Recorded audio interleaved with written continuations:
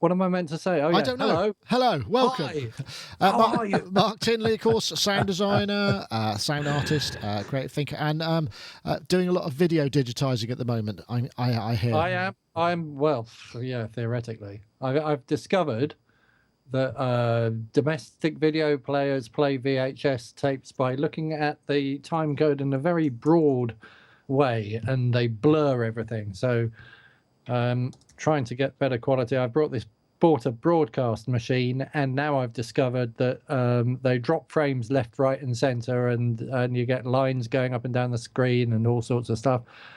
So, and I'm capturing PAL at 25 frames per second, uncompressed, because I don't want to add any noise or anything to This it. is presumably you're just archiving some old VHS stuff, is it? 70. I'm going at the moment, I think I'm going at something like 70 gigabytes a minute or something. I mean, it's huge. Yeah, you could probably drop that a little bit, because it's only just over a gig a second.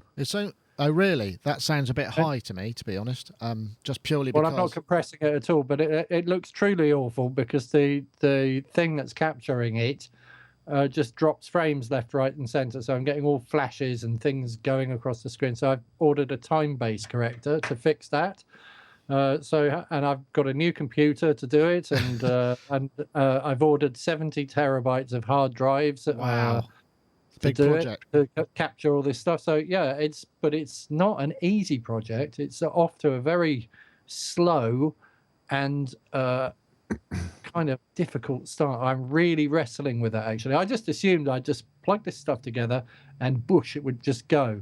And I figured, yeah, I just have to just go up in quality a bit from because the way I used to do it is I'd get my DV cam and I'd plug a VHS machine in the side of the DV cam and just capture it via Firewire, which looks all right. But I thought, well, maybe I should go a step better than DV. That's not a bad thought, though, because it's only... I mean, you've got to bear in mind, I know this is not particularly audio tech, but it's certainly something that somebody may, if you're working in the industry, they might get asked to do. It's not a bad idea, because Firewire still give you... I mean, we capture about... I mean, video on these video camera, like this video camera, is around about 17 megabits per second. Right. So, and full broadcast is somewhere in the region of 24 when you get higher up, if you're talking AVC. If you're talking completely uncompressed, then it's enormous amounts. It's like 80 megs a second, something like that.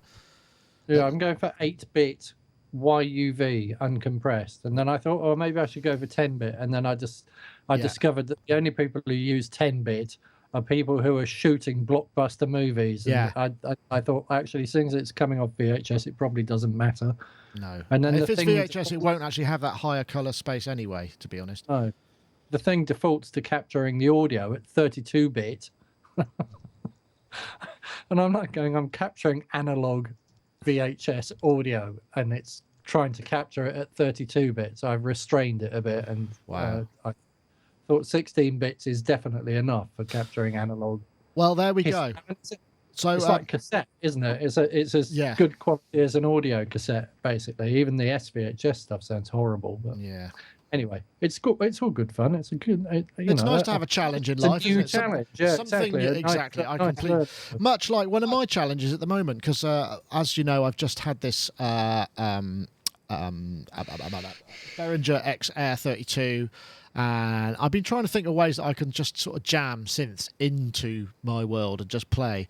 And you know what? It's actually much, much harder than I thought it was, particularly when you want to use any sort of clocking. So I thought I'll just use live. I'll use Ableton Push, and I'll be able to go. I'll just record a loop from maybe an arpeggiator or something, and then hit no new pattern or new track, and then an overdub. And honestly, it is just proving to be like an IT nightmare, because MIDI clocking of sequencers and arpeggiators is not all that firm, and once you start getting into I need to figure out the tempo of this before I can start looping. I need to know the tempo of it all becomes a little less enjoyable as a process, to be perfectly honest. And I was wondering if anyone had any suggestions. And I know, Gaz, you've been working on the notion of these standalone workstations for actually creative stuff, so I thought I might pick your brains about this, and I'm sure our other guests might have some suggestions too. What should I do? It's a nightmare. Yeah, I mean, yeah. I've been in very much in a similar boat and have been eyeing up the XR18 for exactly the same purpose, really. And it does get confusing, doesn't it, in terms of which way you send things out and about. I think the thing I'm going to get, I think, is a through box. I think to just to duplicate MIDI and send it Everywhere. I think everywhere. Yeah, and then just send the devices onto different MIDI channels. But gosh, part of the problem I have is I'm chopping and changing things so much that I find it really hard to kind of commit to a single way of working. Yeah. But the thing that's very attractive to me about that Behringer XR18 though is just the amount of inputs, because let me just count how many inputs that I would need. 1, 2, 3.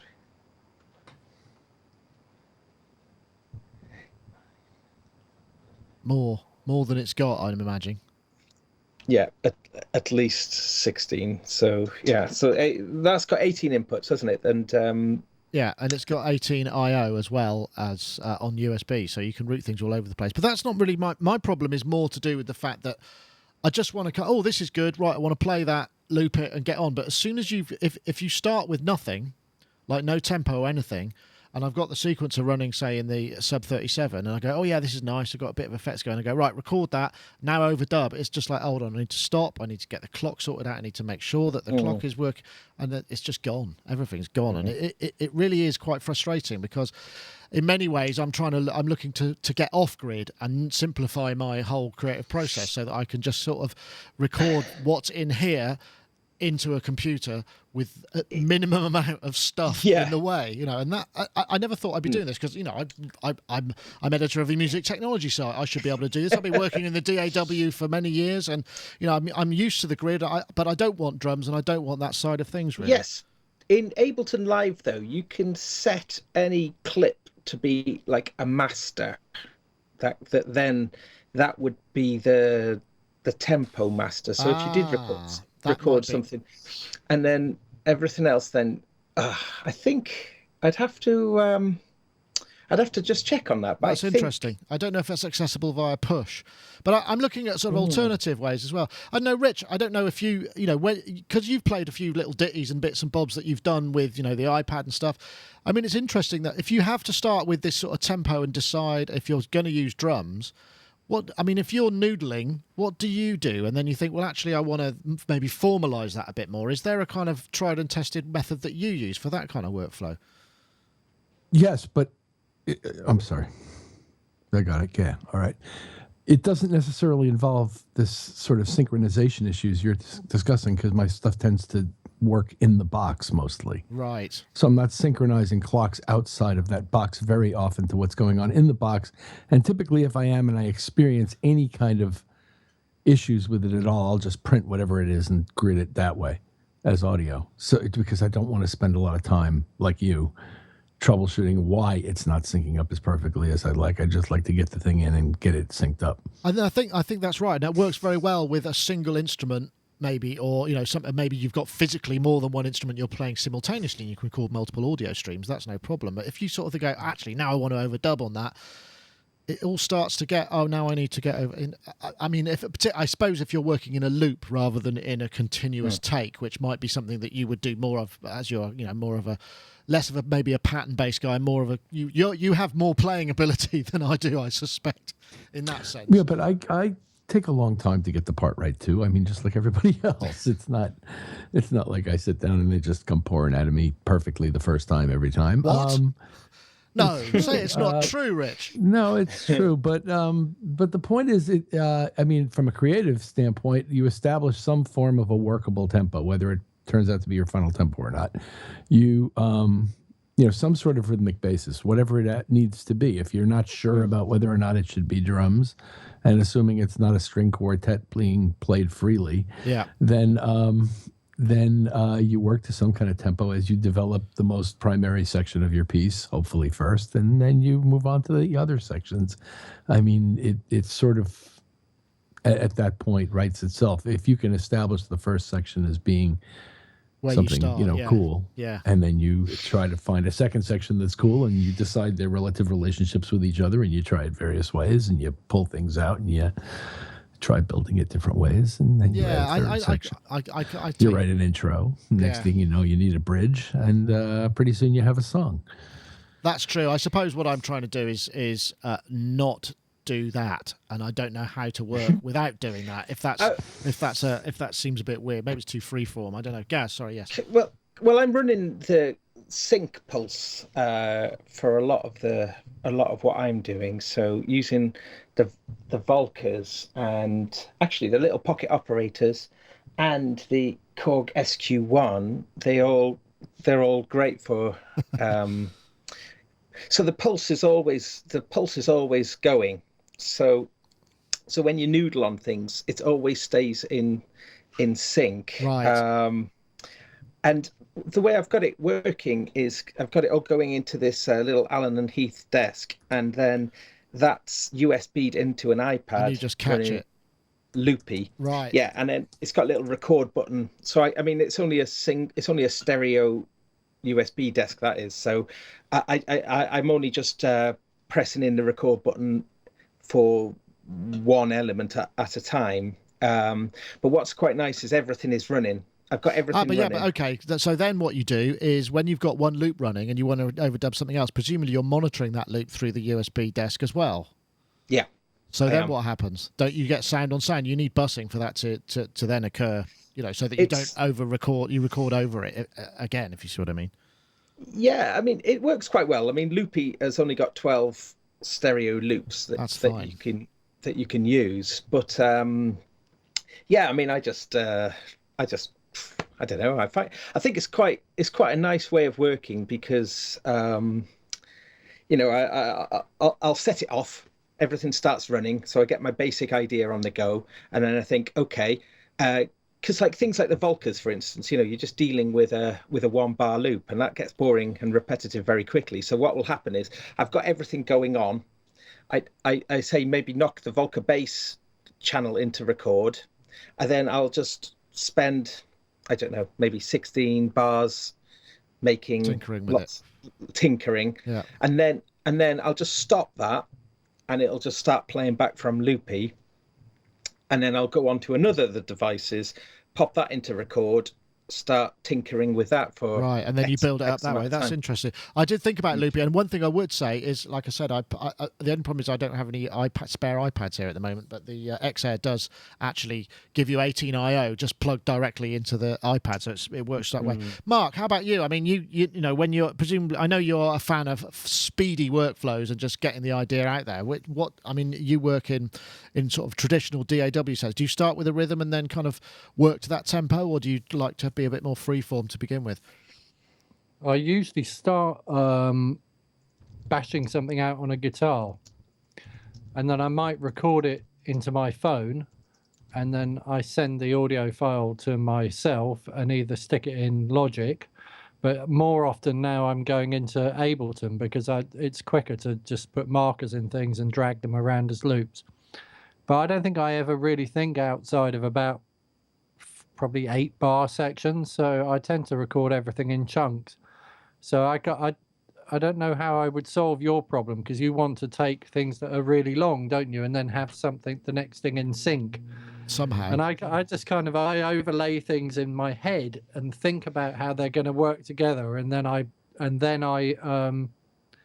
if I've got another, I mean, I'll drag in other pieces of music or other things, and then I'll find loop points in them, and then I'll just repitch them or drag them into Ableton on, everything's loops. And then eventually, once I've worked out how it's going to become a song, I'll put the loops, all the loops into patterns, and then I'll go through the patterns and construct the arrangement. And then once I've done the arrangement, I'll start fixing stuff up and re-recording stuff. And right, so there's a sort of splurging out the creative stuff phase and then a fixing phase. Yeah. Right. And of course, the way I get things in time is I'm playing things on the guitar more often than not. Right. So I don't have any sync. Well, I do actually. I have terrible sync issues because I can't play in time. But I don't have anything that I can't correct. Yeah, I see what you're saying. Okay, well, I'll try. I've still got. I think the thing is for me is it's been such a long time since I've had a working creative setup. I'm trying to create one that I think will suit because what I want to try and do is be able to, like some of the little synth jams I've been putting at the end of my reviews, which are freeform and open. I've sort of wanted to maybe think about progressing those and then going, if I could just add something on top of that. Where are you getting your tempo from then?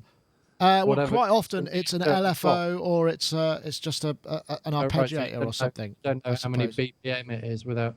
Yeah. If you drag things into Logic or Ableton, if you drag things into Ableton, you just put markers on and it works out the BPM for you, and then you just tell it loop this bit, and if you put it in the time stretch, one of the time stretch mode, Pro or something, it just does it all for you. I suppose that's it annoys me in one sense because I used to be very clever and used to work all this stuff out with calculators.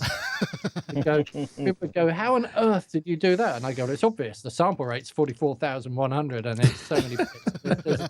Everyone would be like sitting there going like, wow. But now it just does it all for you. So I don't get any going, wow. Why does that sound? I don't remember when you told me that.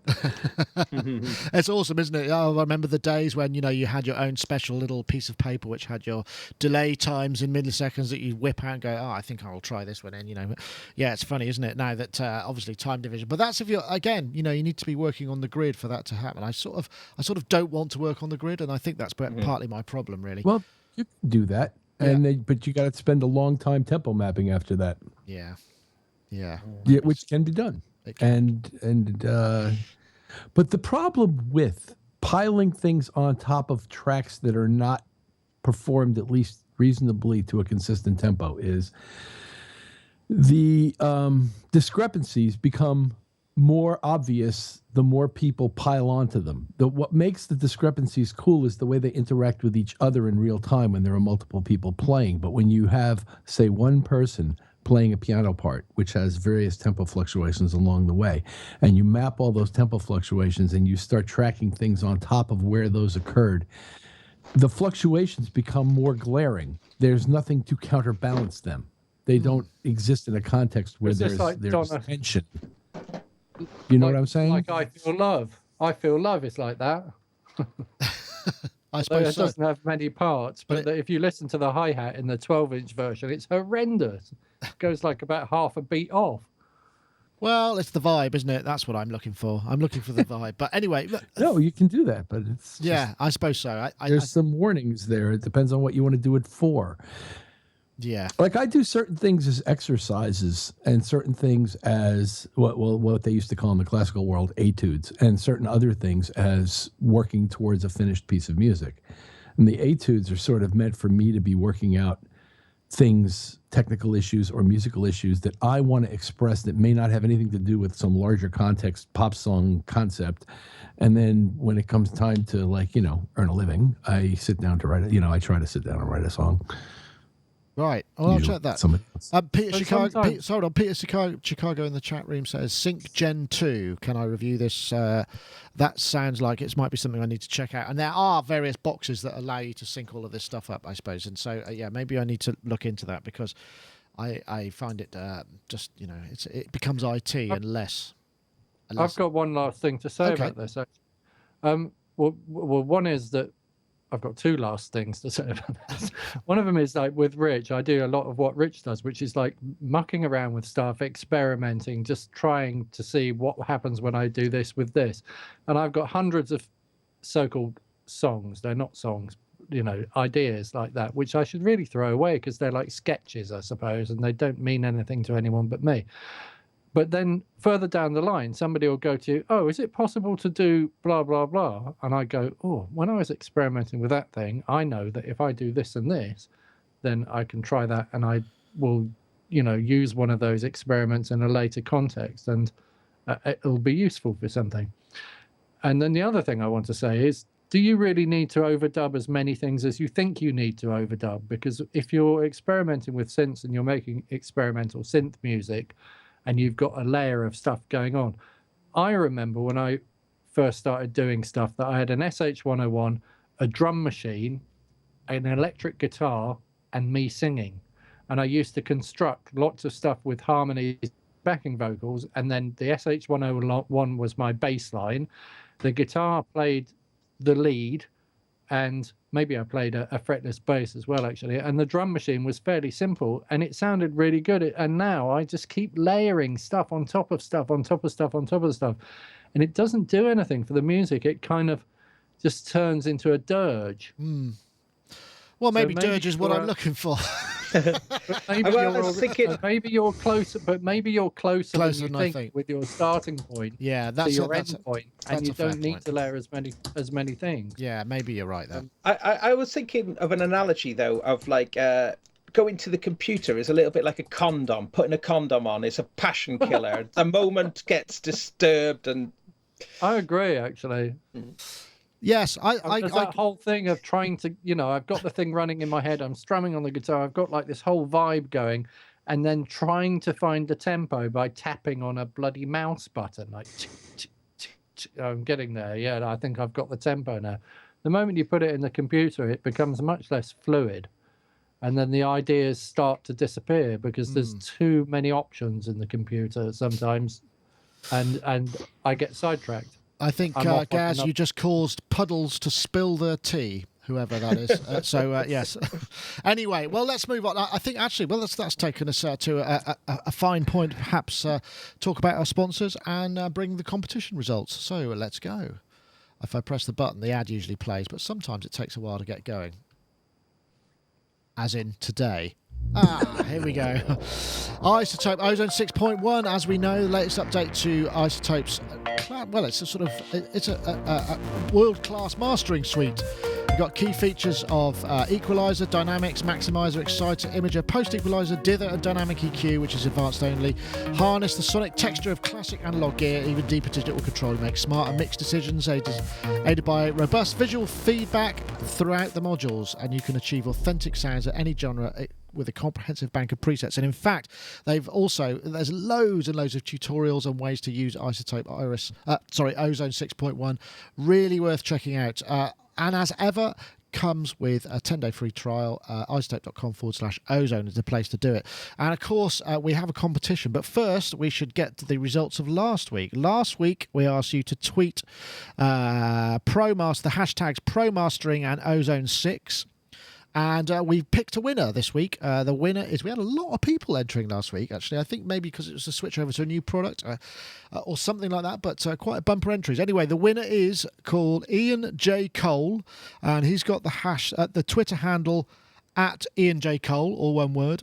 And he tweeted, didn't get any extra comments, but he's the guy who won. So if you let me know, we'll have the new iZotope Ferry. We'll be able to send you the codes and the download links and all of those things. But we got another competition this week. You can also win iZotope 6.1. And what I'm looking for, have I spelled finalise right? I think it's got a Z in it. That just looks wrong to me. Anyway, you can win iZotope 6.1, Ozone 6.1 for yourself. All you need to do, you need to be on Twitter. You need to tweet this, which is what I'm highlighting. If you're listening in audio, it's the hashtag finalise the mix with a Z. That's how I'm going to spell it this week. And the hashtag Ozone6 to @SonicState and @iZotope Inc.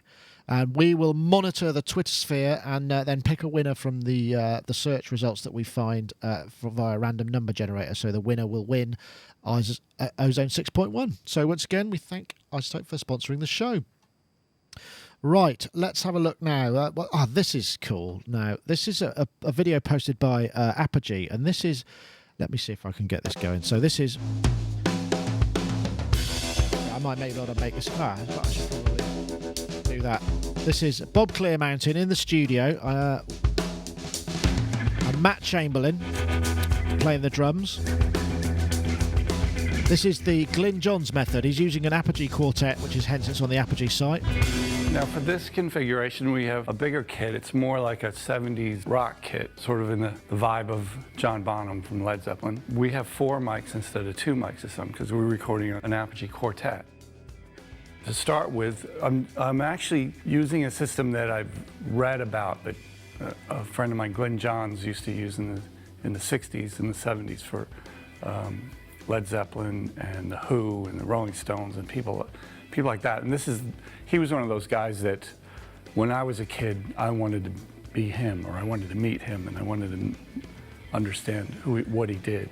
And back then I had no clue, but in later days I found out that this is something like, it's probably not exactly what he did, but he would use 2 Neumann large diaphragm condenser microphones. These are U87s.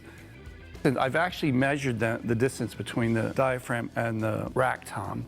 It's 31 inches from there to there, and it's also 31 inches between the left one and the floor tom-tom. And it's also an equidistant between the cymbals too, between this ride cymbal. So this mic over here picks up the ride and the floor tom. This picks up the cymbal and the rack tom. Now, this is quite an interesting technique. I mean, I think Gaz has spoken about it before, and I'm pretty sure that Rich has used this technique as well. Interesting variation there. Bob Clearmountain, sort of legendary 80s and 90s mastering. He was one of the first guys who did like drum libraries and stuff, and his sound, I mean, he's one of I'm not sure if I got this right, one of the sort of the first examples of the kind of superstar engineer / producer that everybody seemed to know the name of. I don't know if that's the case. Some slight variations in that technique though, Rich, because I saw another one which was equidistance you put from the snare, so then you get it. And I don't know, do you use this method for recording yourself? Obviously there's a spot mic on the snare and the kick drum in Bob Clearmountain's particular one. I don't usually record drums with just 4 microphones, but the principles that he espouses in this and in the 2 microphone video, which he has also done, where he does the same deal with a duet and 2 microphones, the principles are basically the same, which is that the sound of the kit is best captured at some distance overhead in general and supplemented with the close mics, which in the case of the kick drum you would absolutely need. And he discusses in this video how in Glyn John's case they actually used 3 mics. There was the 2 overheads and a kick mic, but later the opportunity to have a snare mic increased the ability to present the snare. And Bob talks about having to go back and mix old Rolling Stones stuff where the snare wasn't as present as he would like, and he had to do certain things to try to bring it out more. But the principles are all completely solid and found fundamental and wonderfully stated by Mr. Clearmountain. And I was once thrilled to attend a basic session of his, and took very careful note of the things he was doing, and had the opportunity to ask him some questions. And it was a great privilege to me to be exposed to his incredible expertise. For those who don't know, Bob Clearmountain engineered and mixed almost all the early Chic material, amongst many, many other things, before he became co-producer of Bryan Adams and doing all of that kind of thing. Bob started, I believe, at Media Sound in New York with a bunch of guys who I sort of also know, and then moved to the Power Station when Tony Bon Jovi opened it, and like I said, was Chic's engineer for many years. So he's responsible for those sounds, those strings, and those. And he recorded and mixed the hits, pretty much the early stuff. Pretty much the stuff that most people know today. That's interesting. It's with a name like Bob Clearmountain, you expect him not to have a sound. You expect it to be sort of neutral. I don't know why that is. It's just a semantics thing. But he very definitely does. It's that sort of ability to create that sound field, right? Well, I don't know. He's got fantastic ears. He's a musician. He brought music skills to the engineering field, which I think is a tremendous asset when you can do that. Do you think that's partly do you think that's one of those reasons? Because I mean, in many ways, the old school engineers were, I'm talking of maybe the 50s and 60s up into the 70s, were probably more classically educated in terms of the science of audio rather than the musicality of it. There was a tradition that was passed through an apprenticeship program that people were privileged to get to be part of, where they learned from their elders and their peers, and worked cooperatively together in an environment. All of that, for the most part, is gone from our creative process these days. And people who want to do that have to go to schools that are often being taught by guys who haven't done it a whole lot.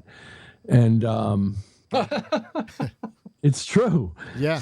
It's true. totally And, true, yeah. and the whole apprenticeship thing, like Bob Clearmountain came up in the sort of the heyday of that sort of thing. I came up at the very end of that sort of thing, I think. And then studios started to become more localized as gear became more ubiquitous and the home studio became something that Yeah. everybody wanted to have. So you didn't get to see what, Bruce Swedin was doing on Tuesday and what, Humberto Gatica was doing on Thursday and what, Bob Clearmountain was doing on Friday. You didn't get that kind of exposure like you used to get in the old studio business, which does exist in some level in some places, but it's just not nearly as widespread as it used to be. No, that's true. Yeah, that's very true. Mark, I mean, you were working in studios yourself. I mean, was more of your stuff kind of behind the scenes rather than the recording stuff, or did you get to record things like drum kits or whatever? Was that part is that part of your remit? I have recorded drum kits, but my basic idea of a drum kit is that a drum kit should sound like a set of drums, and I've always thought that it sounds good to put a single large diaphragm condenser mic way in front of the kit, and then if you want to bolster the kick and the snare, you stick something in the kick and then you stick something on the snare. So I guess this is very much how I think you should record a drum kit, except he's using two large diaphragm condenser mics and doing it in stereo. And I guess I learned to do that from Ken Scott, because Ken Scott sticks U87s on all the toms and then puts two above the kit, really on all the toms as well, like bang next to the bloody tom rim. And I was saying to him, what happens if the drummer hits that mic? That's a $2,000 mic. And he's like, well, we'll just have to rent another one. Okay. And then, two above as overheads and then two in the room for the room mic. So he's got something like 8 or 10 U87s on a kit, which is an interesting sound, a huge sound. Yeah. And also that it was interesting that Bob Clearmountain kind of cited some of his early influences, because he was definitely one of mine. And in terms of, I worked in recording studios as a MIDI programmer, I guess, except it wasn't really MIDI, as a drum programmer, I suppose. I was using a Roland MC202, which was clocked to SMPTE with an SPX80, and I made a sampler. I could say out of chewing gum and string, but it wasn't. It was out of a Sinclair ZX Spectrum. And I think it was down to the fact that I'd sampled all of Bob Clearmountain's snare sounds, that people preferred the sound of my sampler to the Prophet 2000 that they had in there. Because the engineer, Martin something, I can't remember his surname, was using a Prophet 2000 and a BBC B micro. And I was programming all the beats on an MC202 using like graph paper. Yeah, but and a lot of Asperger's probably, but yeah. No, that's interesting. But the snares that I sampled were things like anything off, like David Bowie's "Let's Dance." I think the Let's Dance Bob snare. Clearmountain had something to do with that. In Excess had some really good snare sounds. I'm pretty sure he had something to do with that. Simple Minds, there was some Simple Minds drum sounds which are just like out of this world, and if I remember right, they're Bob Clearmountain snare, the Bob Clearmountain snare. So when they brought out that Bob Clearmountain kind of sample pack of drums, I was probably like, at first in the queue to buy it, because the Bob Clearmountain snare that's what we all talked about. It was like, various different vocal sounds or people's kick sound or whatever, but it was always the Bob Clearmountain snare. That's just the way I remember it. Yeah, interesting stuff. Gaz, you've actually, you do quite a lot of recording. I know you're a fan of the Glyn Johns technique, right? Oh, absolutely. I mean, I just hate doing close miking now. I used to always, fixate on that way of working, but I kind of hate it now. It's just too. I just have too many issues to deal with. So I think using the best mics, and I do measure it with a tape measure from the snare. I've not done it from the tom, so I'm going to try that next time. I think just out of interest. But I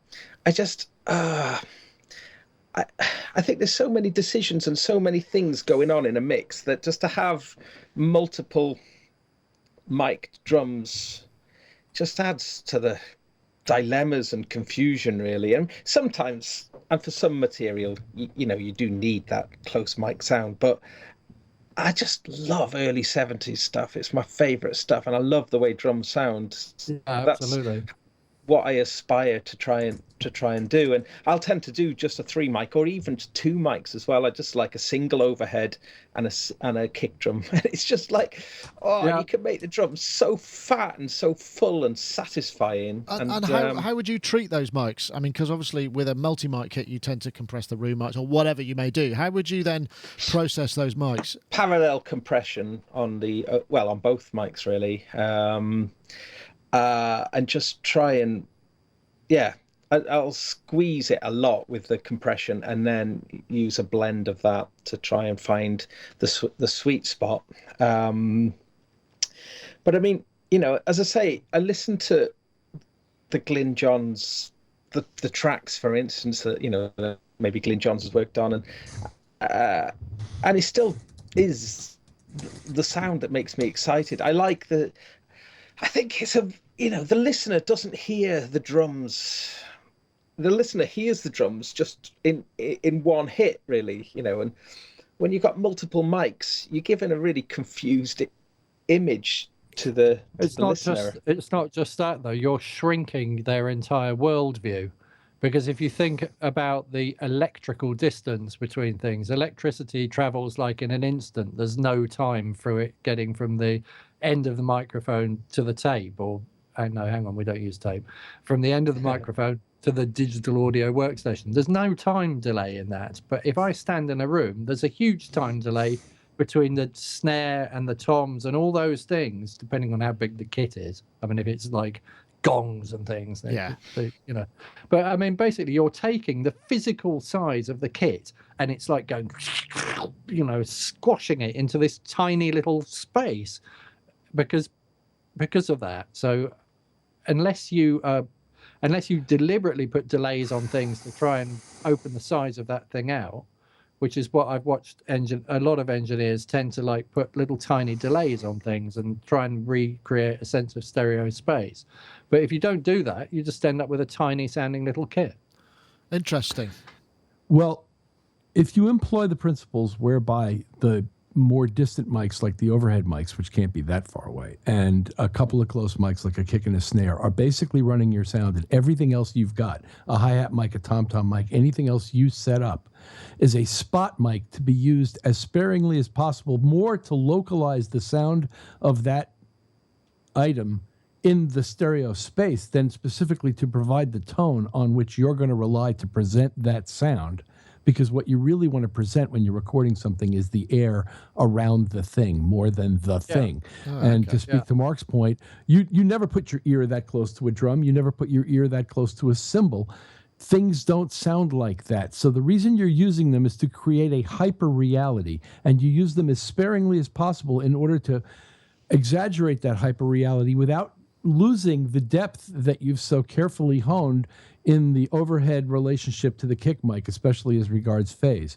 And the whole thing about the small amounts of delay that you were describing, it's funny. The guy who taught me how to do all this stuff in the early 80s used to bemoan the fact that the phase switch on the console was a hard 90 degrees in and out, and it wasn't a knob where you could gradually adjust the phase of any given impulse source against the other ones, which is essentially the same thing that you're describing by using varying amounts of small delay. I think, unfortunately, that the delays that were at our disposal at the time were not precise enough nor small enough to really handle those kinds of timing issues that you're describing. That's interesting. There's another way of looking at it. You could look at recording a drum kit a little bit like the way that LA synthesis works, that you've got partials. So your close mics are your attack partials, and your room mics are your decay partials. And if you mix and you think about it like you're taking the attack and you've got to blend it into the decay, then that sort of tends to work. And I think people who close mic drums tend to turn the attack up way too loud, and then they think of the delay, they think of their decay or their room mics as being the reverb. So they try to get the sound with the close mics, and then they go, oh, let's add a little bit of natural reverb to this by bringing in the room. It's completely the wrong way to do it. You build the sound of the drums by using the room, and then you add some like detail by bringing in the attacks, and then you can use the attacks to trigger off other things as well. Maybe you're going to trigger off some samples on the snare or whatever, but that's surely the way to do it. Oh, Rich I've is stopped muted. talking. Oh, people who have come to it from live sound reinforcement that's where I came to it. will tend to emphasize what Mark has just described, because on stage, that's sort of what you have to do. You can't rely on your overheads that way, because everybody's in the overheads. So you don't have a drum sound in the overhead. You've got the whole stage in the overheads. And the only way you're going to get drum sounds is through the close mics, and it is what it is, and you make what you can out of it.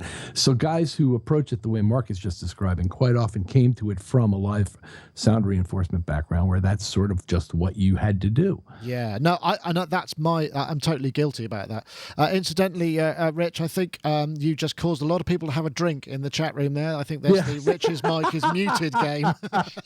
So there's going to be a lot of people drunk either early in the morning or in the middle of the day, depending where you are in the world. People are betting on me now. The one thing that's really interesting about this is Bob Clearmountain talks about the way that the cymbals were, because he says that modern cymbals are much heavier and louder, generally speaking.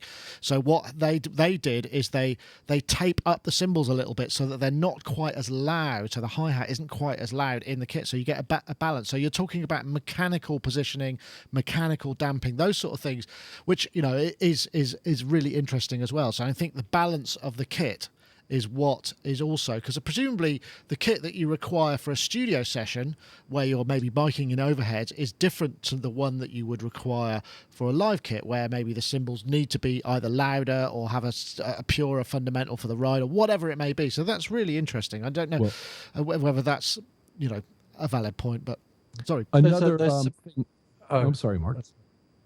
Another thing Clearmountain emphasized with Matt Chamberlain was the tuning of the drums and the care and presentation of the drums. So basically, if it doesn't sound good in the room, there's nothing you're going to do with microphones to make it sound great. So it has to start with the source, as everything, pretty much. Absolutely. He did use those immortal words, the Black Beauty snare, which I think everybody gets. Yeah, but it was more about how they tuned it, all the experiments with tuning that they had done, and how exactly they were damping certain aspects of it. And they both have given this a lot of time and thought. Yeah.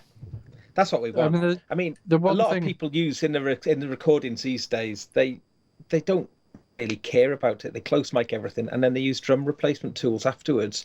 And I'm getting really sick of this way of working. Or I don't work this way, but I can hear it. And there's this horrible modern generic production sound going on. And I know that a lot of producers work that way because it's quicker. It's quicker. Yeah, it's much quicker. But the bottom line is you've got to listen to the thing that you're recording, and people don't. And it's a little bit like, and the analogy I'm going to use is that I can't really draw, and I like to think that I can draw. So I see something and then I try and draw it, but I look at it once and then I sit there trying to reconstruct it on paper, and then it invariably just looks rubbish. If I knew how to draw, and people who know how to paint, they stand there and they look at the thing and then they put it on paper. They actually put what they're seeing, not what they think they're seeing. And I think the problem in studios is people record what they think they can hear, and they don't actually listen to what they're recording at all. So if they used their ears and listened to the kit before they started and listened to what was there, and then taped up things and fixed all the mechanical problems first, and then recorded the kit, they'd get a lot further. I remember those sessions where you're going into a studio and there's a kit and the squeak of the stool and there's all those kind of things you got to try. Usually, a good engineer's got a bloody great big reel of gaffer tape and a box of tissues. I beg your pardon. Go around sticking things on things until it all works. There was that funny kind of gel that used to sort of flop onto drum skins that kind of helped damp them. Yeah. What was it? Blue gel? Did you say? Moon gel. Moon gel. Yeah. Anyway.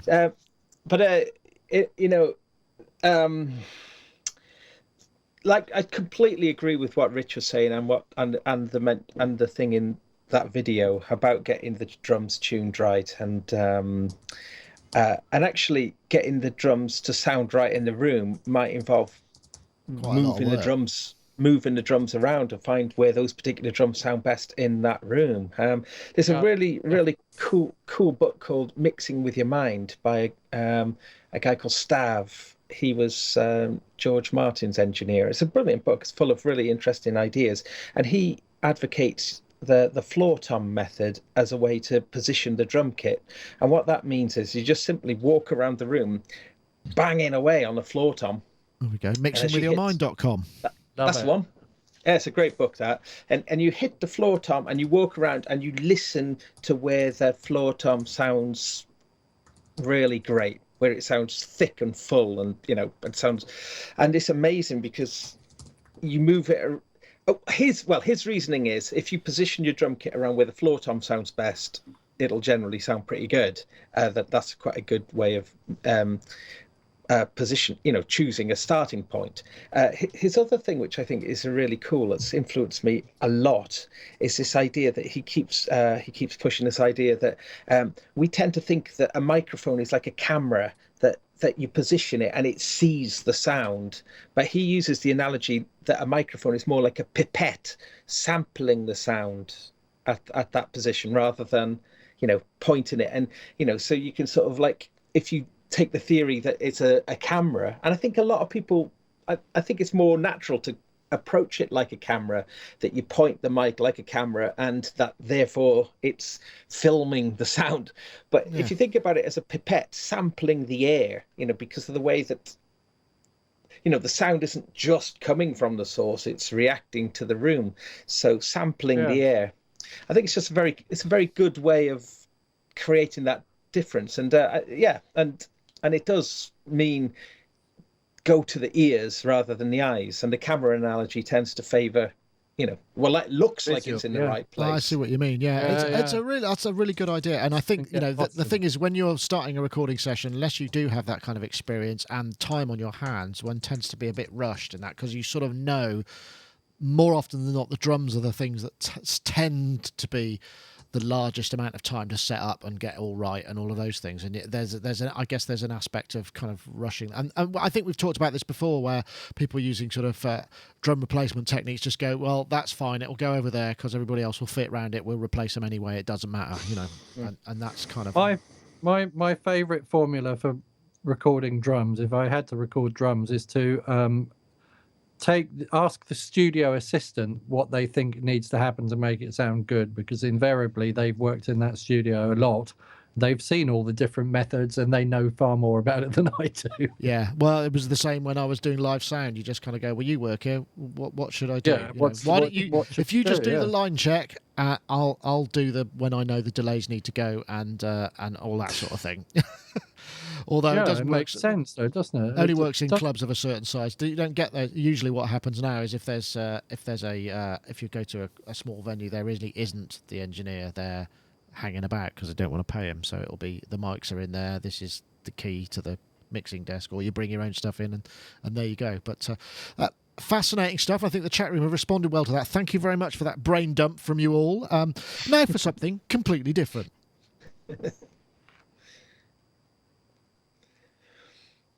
Swing low, sweet chariot, coming for to carry me home.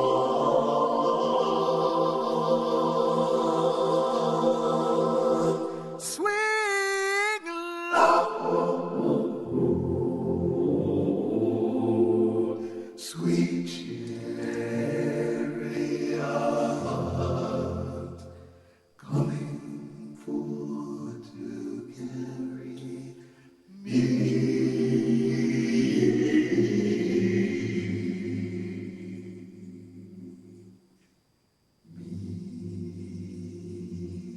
Oh, I can't take any more of that. There's something about that just kind of really blew me away. That was the sound of the Roland VP550 I had to dig on this because there's lots of videos people have posted of a chap called Don Lewis, who is clearly a gifted gospel musician. In fact, I think he's on his website, he's billed as the organist or as an organist, I'll just throw his website up here. But that is such an articulate and beautiful. I mean, if all vocoder demos were like that, you'd all go, "Yeah, I'll have one of those." And I mean, I would anyway. I don't know how often you need one, but just in terms of, you know, if I had to hire 5 backing vocalists, and I could have him and that thing doing some of it, certainly perhaps live, I'd probably consider my options. I don't know. I thought that was beautiful myself, and the whole tune is amazing. If you go to his website, there's actually a couple of other ones in there which also feature the VP550, which is what the Roland, sort of new breed of Roland vocoders, which bizarrely is actually now discontinued, and I can't find anywhere on eBay or anything any record of ever having been sold, and it's quite bizarre. I don't know why that is. I don't know. Vocoders are they have a limited amount of use, I guess, but used like that, they might be used a little bit more frequently. I don't know. What do you think, Rich? It's amazing demo. I mean, the guy clearly knows how to arrange vocal chords, as it were. It was stunning. Well, I'm not surprised he's an organist, because he voices chords like an organist. And if they sell that thing with all of that harmonic knowledge, then it's a really good deal. But that was totally enjoyable. And yeah, I'm surprised you didn't fast forward to the D beam, where he was dive bombing the choir with the D beam down an octave. That was really cool. Yeah, I he did would think sweep about it. the whole choir sound down an octave as he brought his hand down on the D beam. But that's an example of someone who is so musically articulate that he could do sort of almost anything, you know. Just felt like, wow, that's awesome. I don't know, we did have it in the show notes last week, and I know Mark Doty said it was, he was almost in tears. He said it was one of the most beautiful things he'd heard for a long time, and there's something about the joy of the effortlessness of the way that he did that really kind of blew. I don't know, Gaz, you look like you might not be about to agree, but I could be wrong. No, a friend of mine uses one of those in, I think it's 550. He's got in the Egg, the band The Egg, and I think they're really cool things, because they were quite pricey when they came out, and they didn't have a huge amount of functions. So it's like a kind of string section, and then there's the kind of vocal section. It had some sort of a sequencer or a looper in it as well, as far as I could tell, but it was a bit light on details. It was more the performance, I think. Yeah, it might not be the same model, but the thing that's nice with those keyboards, though, is that kind of it's very purposed, and seeing that chap, it's like, yeah, he's the reason they made it. Yeah. Now I've got the TC Helicon Voice Live here, which can sort of do the same sort of thing, but it really does. I'll bet it can. If you gave it to that guy, it could. Yeah, absolutely. But that was the point I was going to say, is that it is difficult to do it really well, to hold the pitch with your voice while hearing all that other stuff around you. Yeah, and that guy is excellent at it. But it's one of these things. If we just focused on our instruments a little bit more and not get so distracted, I'm really talking about myself here. I'm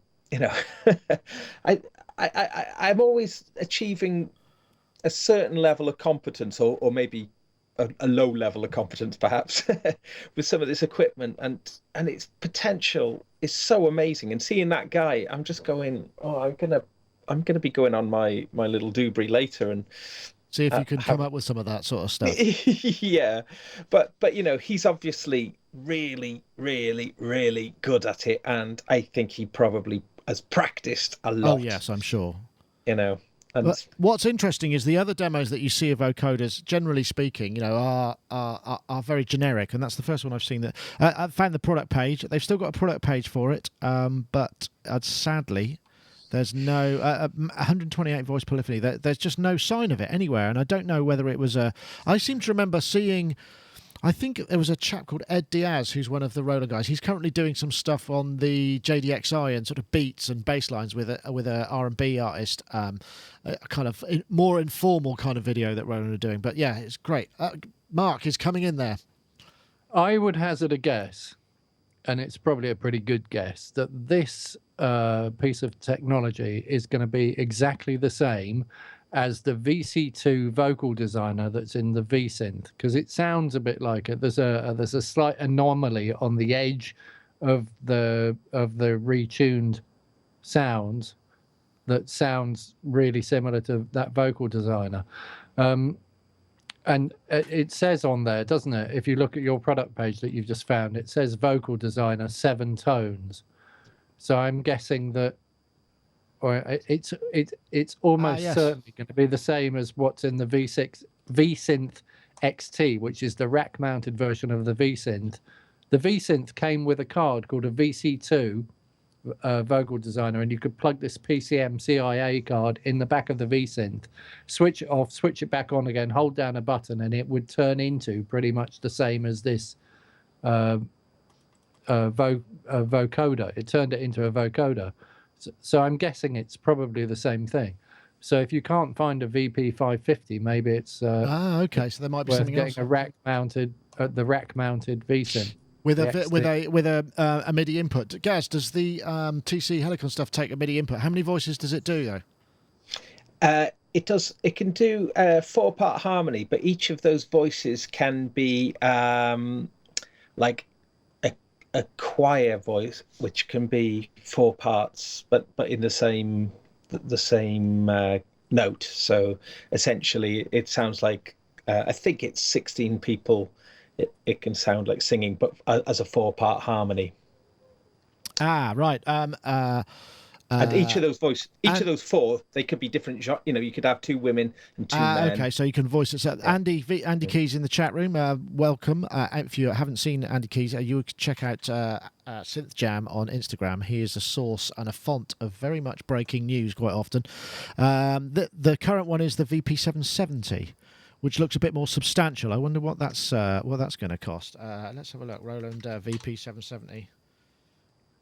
I'm guessing this technology is probably not the cheapest. Yeah, it's according to Google, it's 1,500 quid. So it's going to be a couple of $1,000. But there's also the VP7, which looks like it could be interesting. What's that? I don't know. Vocoders. I mean, we're used to see vocoders are generally speaking these days used as sort of Daft Punk-esque kind of stuff, Kraftwerky, and that kind of stuff. Less, more obviously synthetic than this sort of more musical and soulful approach. And I just thought, wow, what an awesome demonstration. Anyway. But more love for vocoders. I hope that I know Dave Spears' good wife is really freaked out by them for some reason. It's funny, isn't it? There's some sounds that really some people don't agree with, and she really doesn't like those for whatever reason. Okay, right. What else have we got? I was going to come back to this kind of super clean vocal sound, which was again a sort of more of an engineering thing. And I was going to come to you, Rich, because I've been listening. I was doing a bunch of listening recently, and I happened to be listening in a place where I had some small speakers that were kind of quite far away, so it was almost background. And I just sort of struck me as like there was an enormous amount of emphasis on the vocals, as we know, obviously, but it just seemed like it's become such a front and center thing as more and more, certainly in modern R&B stuff and hip hop. Instrumentation is just dropping away, and it's all about the vocal, and it must be introducing some really kind of difficult challenges, certainly in the recording and the mixing side of things, just purely because headphone bleed, and maybe the original track was recorded with more music that was coming in that they stripped away to kind of bring the modern production techniques to that particular tune, which may have started live elsewhere. And I just thought, well, how on earth is that achieved? I know, Rich, because American vocal production has always been, to my ears anyway, certainly when I was working in pop music, really sort of hyper studied and much more scientific perhaps than the way that the UK, certainly at the time I was working, went to that was more about the feel and the vibe and thing. And it's like, yeah, that'll be fine. It just captured the moment. Whereas because of this new need for naked vocal and very little else, what those challenges must be quite. Are you finding that you're having to think about the way you record vocals to be able to think, well, that might be how I have to present it later on? Oh, somebody gets another drink. Strike two. I've always thought that way. Okay. I mean, it's you use different methods and it's a different world and you're going to have to present something different. But in terms of the capturing, you still have to capture everything well enough to be able to make what you want out of it. And actually today it's much easier to manipulate the level of something after it's been recorded without destroying it than it was back in the old analog tape days. So, and furthermore, you have umpteen options, whereas back then you probably had 5 tracks left to record vocals to. So, now to speak to your original point about the vocals riding over the mix the way it is and everything else starting to sound small, I chalk this up to dynamics processor abuse in the extreme. And I'm throwing, in an American football analogy, flags on the play quite often when I listen to the way records are being done that way. But by the same token, I understand the appeal of having the vocal ride over a mix that hopefully doesn't sound small behind it, because ultimately you're trying to emphasize the personality of the storyteller, however disposable they may be in this day and age of marketing. But nevertheless, you've got this particular storyteller and you may or may not get more than 2 singles out of her. So you're going to try to make sure their stuff is laid way clear over that track so that you get as much personality out of the deal as possible. And I guess that's artistically the motivation. But allowing the track to sound small is something I can't bring myself to do.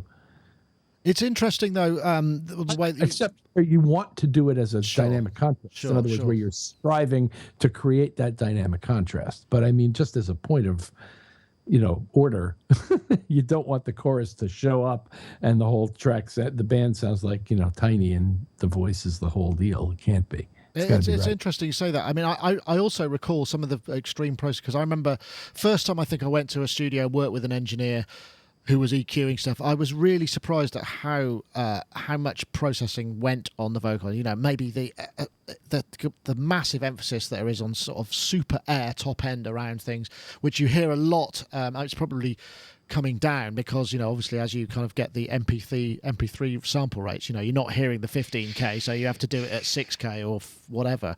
I was wondering about those kind of EQ techniques that bring out that sort of amazingly detailed presence. I mean, it's just I don't EQ vocals that much.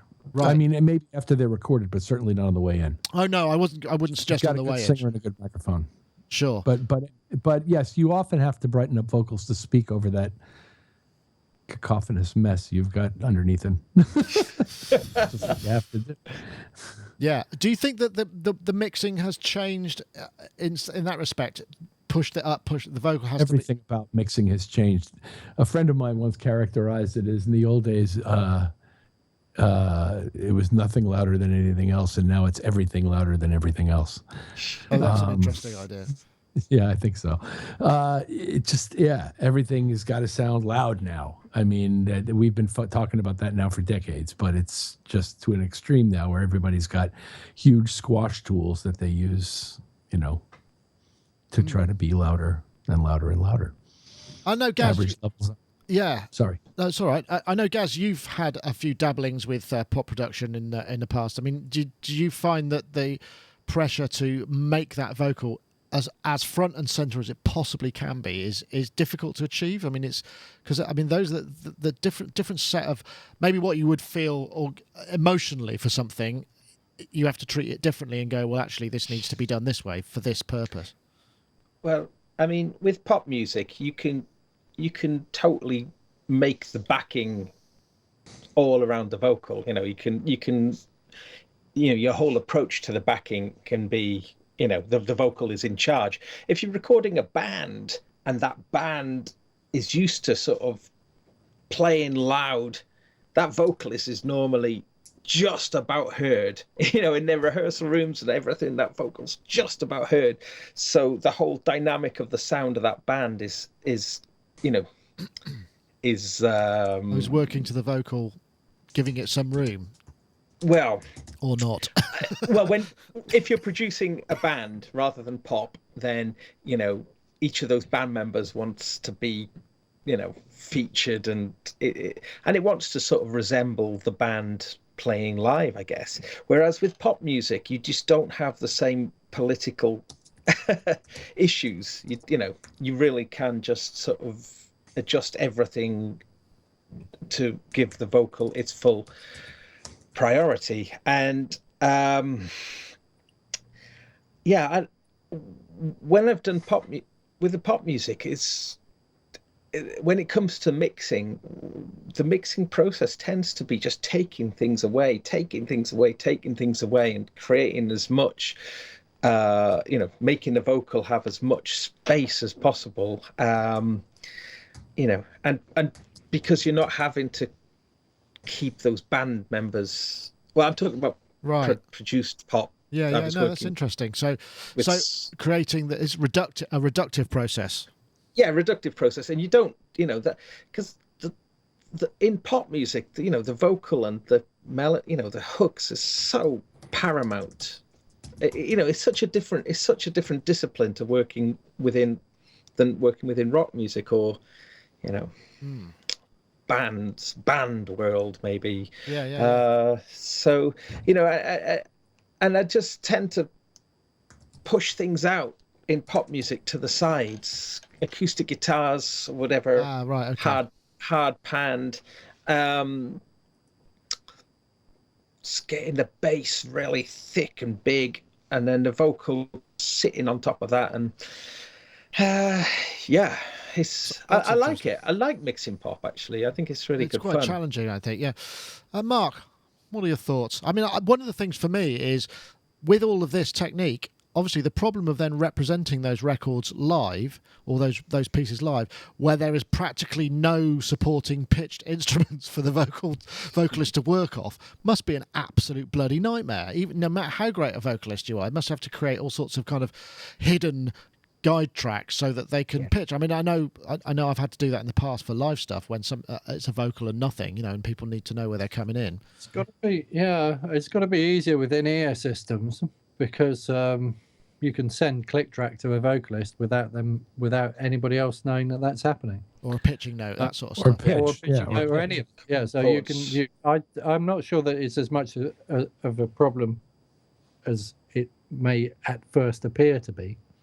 But going back to recording vocal tones, I've spent years and years trying to perfect a vocal sound, and what it boils down to is basically me trying to get any microphone that I own to sound like a U47.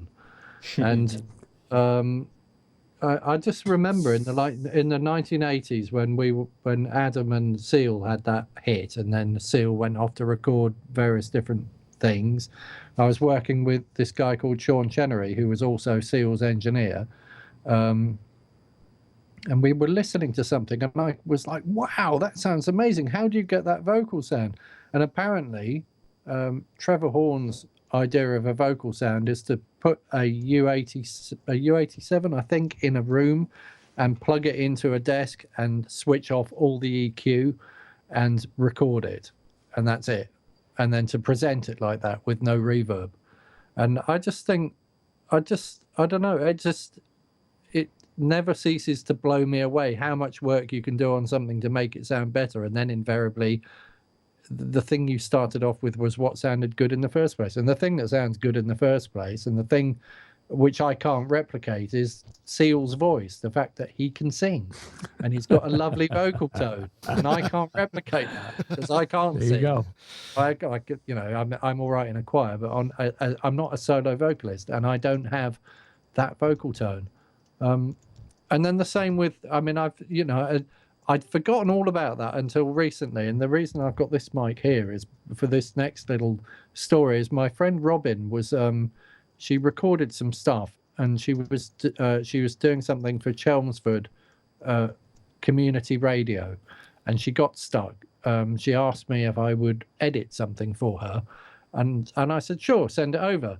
So she sent me this audio file, and I was sitting there editing it, and I was thinking, God, what on earth because I know she's got Logic, so I thought she used like a plug-in strip or something, one of the preset ones, and got this vocal tone for spoken word. So I emailed her and said, what have you done to this voice? Because it sounds really good. Which channel strip did you use? And she said, I haven't done anything to it. It's just that microphone that I was recording you with, or recording. It was recording me. She recorded me doing an interview, and then she couldn't edit it. So she'd sent. So I said, I had to find out what the mic was, and it's this Bayer DT100. No, it's not. It's Yeah, that's a stick mic. whatever it is. We use It's a those Bayer. It's a Bayer 57. That's what it is. It just sounds brilliant. It does sound I've got good. no EQ. I've got no EQ on this. A little tiny bit of compression, and it just sounds like that spoken word vocal sound that I've been trying to get forever. And I don't know if it sounds brilliant because every time you switch the radio on, all BBC engineers are issued with one of these mics and a Nagra, and they go out and they point it at people and they just record people speaking and tend not to do that much to it. So we're so used to that sound. And we could say the same about U87s or U47s, similar sort of sound. We're so used to hearing that on rock that anything else doesn't quite sound quite right and doesn't quite have the vibe. And until someone throws up a U87, you just like, oh yeah, that's the sound, or possibly a 414. But I think I know. I think I know what you mean. Actually, that's definitely there's a sort of perceived quality. You know, it's the same sound that you hear. This has It's a got familiarity.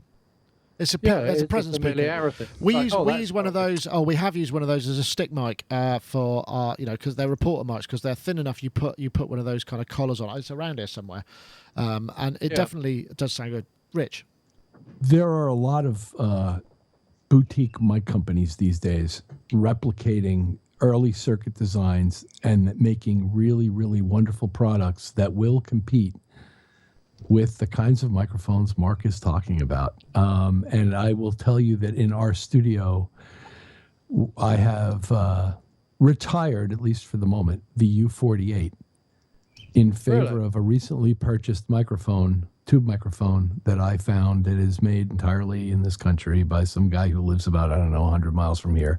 And it just sounds magnificent. And everybody who has sung into it has commented on how wonderful and clear and warm it sounds. are you going to tell us what it is?